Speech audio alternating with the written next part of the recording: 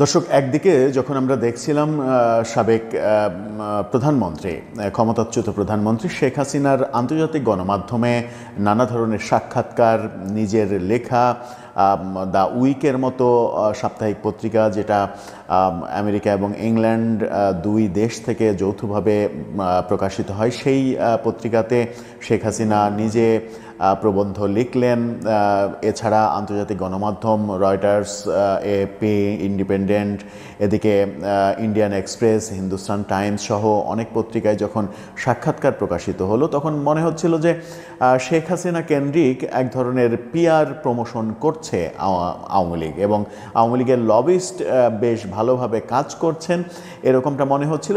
আবার অনেকে সমালোচনা করছিল যে আওয়ামী লীগ যখন লবিস্ট দিয়ে এই আন্তর্জাতিক মিডিয়ায় প্রভাব বিস্তার করার ক্ষেত্রে সাকসেসফুল একটা ব্যাপার দেখালো, তখন বাংলাদেশ সরকার, অন্তর্বর্তীকালীন সরকার সেই কাজে ব্যর্থতা দেখাচ্ছে কিনা, বাংলাদেশের সরকারের প্রেস উইং সেই ব্যাপারে ব্যর্থতা দেখাচ্ছে কিনা। এবং অনেকে তো সমালোচনা করেন যে বাংলাদেশ সরকারও প্রেস উইংয়ের মাধ্যমে এই ব্যাপারগুলোতে লবিস্ট ব্যবহার করে কখনো কখনো।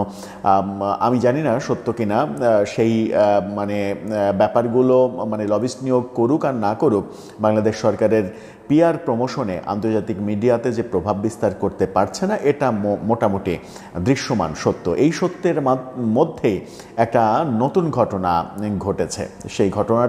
সেই খবরটা এসেছে রাশিয়া থেকে। রাশিয়ার রাষ্ট্রীয় মালিকানাধীন টেলিভিশন, রাশিয়ান টেলিভিশন, আরটি যাকে সংক্ষেপে বলা হয়, সেই রাশিয়ান টেলিভিশনে, যেটা আবারও বলছি যে রাষ্ট্রনিয়ন্ত্রিত রাষ্ট্রীয় টেলিভিশন, আরটি সাধারণ কোনো বেসরকারি টেলিভিশন না। আমাদের দেশে যেমন 50টার মতো বেসরকারি টেলিভিশন রয়েছে, সেরকম বেসরকারি টেলিভিশন না।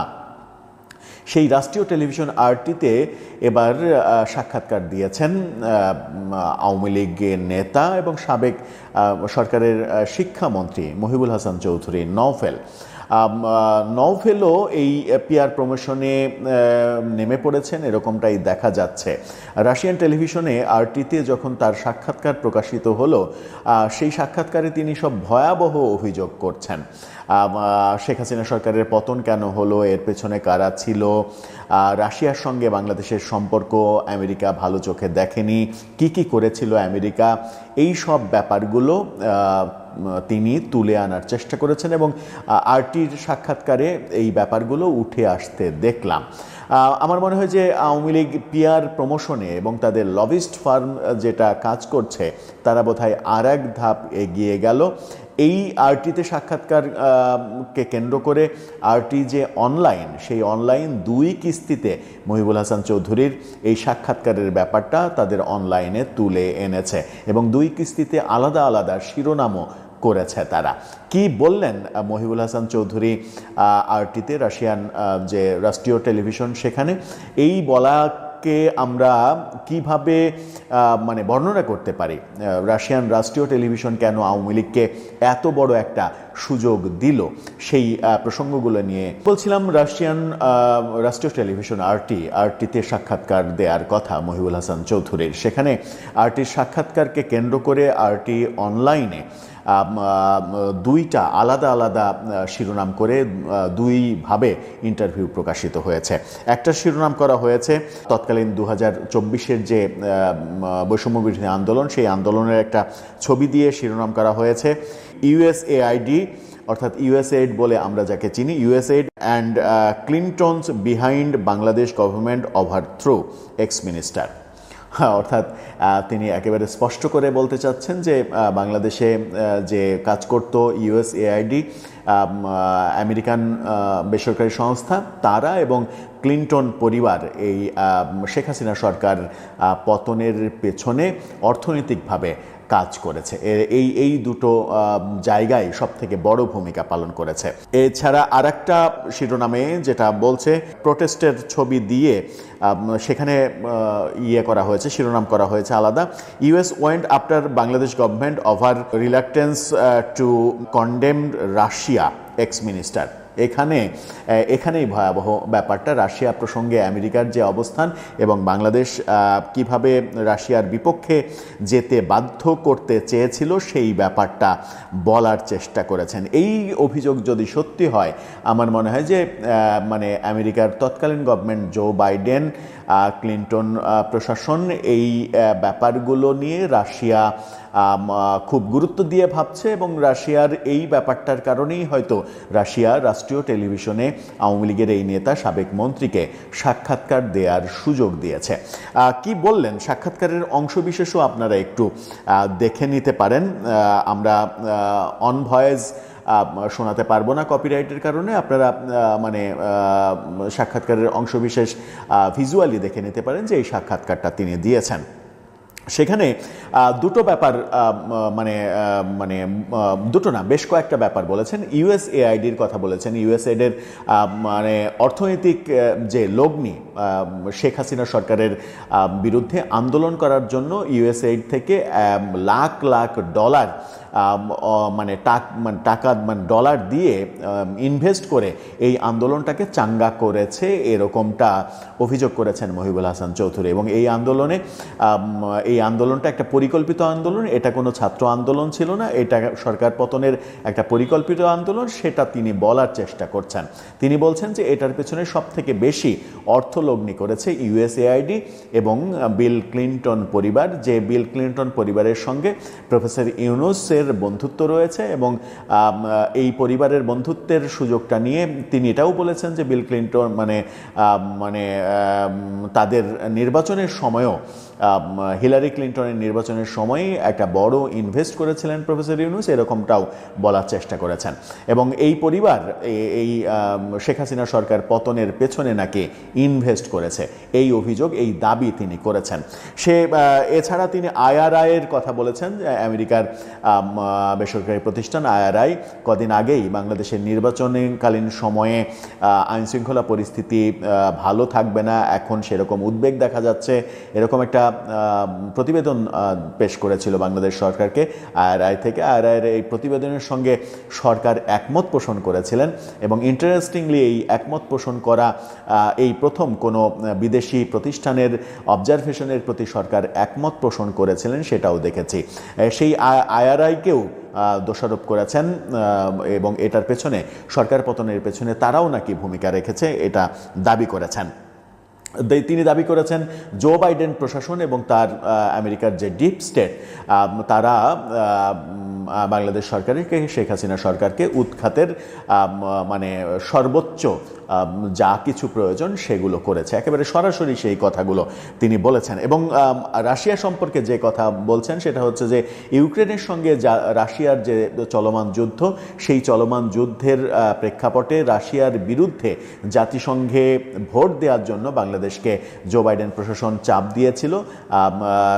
জাতিসংঘে যে ভোটাভুটি, সেই ভোটাভুটিতে রাশিয়ার বিপক্ষে যেন বাংলাদেশ অবস্থান নেয়, সেই চাপে বাংলাদেশ নতি স্বীকার করেনি। সেই সময় সবার সঙ্গে বন্ধুত্ব, কারোর সঙ্গে শত্রুতা নয়, বাংলাদেশের যে পররাষ্ট্রনীতি, সেই পররাষ্ট্রনীতি অবলম্বন করে জাতিসংঘের সেই ভোটদান কর্মসূচি থেকে নিজেদেরকে বিরত রেখেছিল বাংলাদেশ।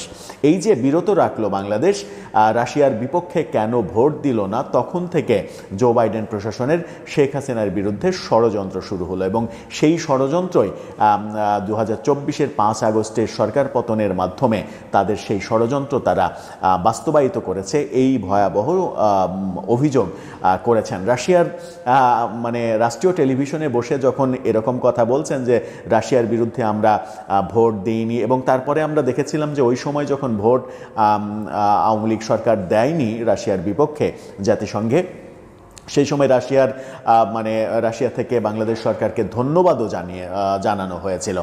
সেই প্রসঙ্গ তিনি উল্লেখ করেছেন এবং আমার মনে হয়েছে যে এই প্রসঙ্গটা বলানোর জন্য কিংবা বলার জন্যই রাশিয়ার রাষ্ট্রীয় টেলিভিশন মহিবুল হাসান চৌধুরী নওফেলকে এই সুযোগটা দিয়েছেন, এই ইন্টারভিউ দেওয়ার সুযোগ করে দিয়েছেন। এবং এটা বেশ চাঞ্চল্যের সৃষ্টি করেছে, কারণ বেসরকারি যে কোনো টেলিভিশনে একটা ইন্টারভিউ দেওয়া মানে টাকা পয়সা খরচ করলে হয়তো সেটা সম্ভব, অনেকেই বলতে পারেন যে এটা একটা বিগ ইনভেস্টমেন্টের ফসল, কিন্তু রাশিয়ার রাষ্ট্রীয় টেলিভিশন যেটা সরকার নিয়ন্ত্রণ করে, সেখানে যখন মানে আওয়ামী লীগের মানে পতিত শক্তি যারা সেই মানে সরকার থেকে পতন হওয়ার পরে তার একজন এক্স মিনিস্টার সেখানে সাক্ষাৎকার দেবেন এবং আওয়ামী লীগের হয়ে পিআর করবে রাশিয়ার রাষ্ট্রীয় টেলিভিশন, এটা কিন্তু খুব একটা স্বাভাবিক ঘটনা নয়। এটার পেছনে ভারতেরও ইন্ধন থাকতে পারে, ভারতেরও কর্মকৌশল থাকতে পারে, এবং যে মানে যার সঙ্গে এই সাক্ষাৎকার অনুষ্ঠানটা সেরেছেন মহিবুল হাসান চৌধুরী, তিনিও একজন সনাতন ধর্মের নাগরিক। সেই লবিং মানে সেটাও একটা লবিংয়ের জায়গা হতে পারে বোধহয়। 2024-এর আন্দোলন কোনো আন্দোলন ছিল না, ছিল পরিকল্পিত ষড়যন্ত্র, যার পেছনে ছিলেন ডক্টর ইউনূস, সাথে তার বন্ধু ক্লিন্টন পরিবারের অর্থ। এই অভিযোগটা তিনি এই সাক্ষাৎকারে করেছেন। আরেকটি ব্যাপার যেটা তিনি বলার চেষ্টা করেছেন এবং এই সাক্ষাৎকারে উঠে এসেছে, সেটা হচ্ছে যে শেখ হাসিনা সরকার পতনের পরে এই সরকার পাকিস্তানের দিকে ঝুঁকে পড়েছে, পাকিস্তানের সঙ্গে সম্পর্ক উন্নয়নের, বন্ধুত্ব তৈরি করা, একেবারে ব্যবসা বাণিজ্য শুরু করা, এই ব্যাপারগুলো যখন তৈরি করেছে তখন পাকিস্তানের দিকে ঝুঁকে পড়ার কথা কারা, কোন সেই শক্তি, এবং সেই শক্তির সঙ্গে বর্তমান সরকারের যোগসাজশ আছে এরকমটাও দাবি করার চেষ্টা করেছেন তিনি। সব মিলিয়ে আমার কাছে এটাকে খুব একটা স্বাভাবিক ব্যাপার মনে হয়নি ব্যক্তিগতভাবে। আমার কাছে মনে হয়েছে এটা আওয়ামী লীগের একটা গত 15 মাসে আওয়ামী লীগের একটা বড় মানে লবিংয়ের ফসল রাশিয়ার রাষ্ট্রীয় টেলিভিশনে তার মানে আওয়ামী লীগের একজন সাবেক মন্ত্রীর সাক্ষাৎকার দেয়া।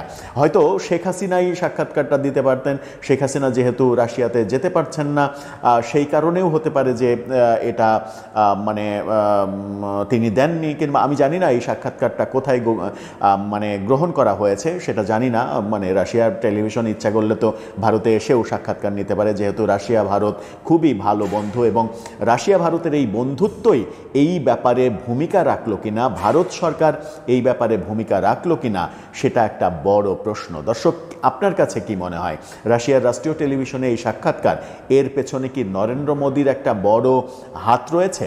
আর মানে আমেরিকা বিরোধী যখন কথা বলছেন মহিবুল হাসান চৌধুরী, তখন কি এটা বলা যায় যে রাশিয়ার সরকারও এটাতে উদ্বুদ্ধ হয়েছে, আগ্রহী হয়েছে ব্যাপারটা বাস্তবায়িত করার জন্য? এর মাধ্যমে কি বার্তা আসছে আদতে? সরকার যখন শেখ হাসিনার বিচার করছেন, এটা করছেন, ওটা করছেন, অনেক কিছু করছেন, তাহলে সরকার কেন পিআরে মানে এই প্রেস উইং দিয়ে পিআরে, আন্তর্জাতিক পিআরে কেন পিছিয়ে পড়ছে? কেন আওয়ামী লীগ এগিয়ে যেতে পারছে কিন্তু সরকার এগোতে পারছে না? সরকারের ভুলগুলো কোথায় তাহলে?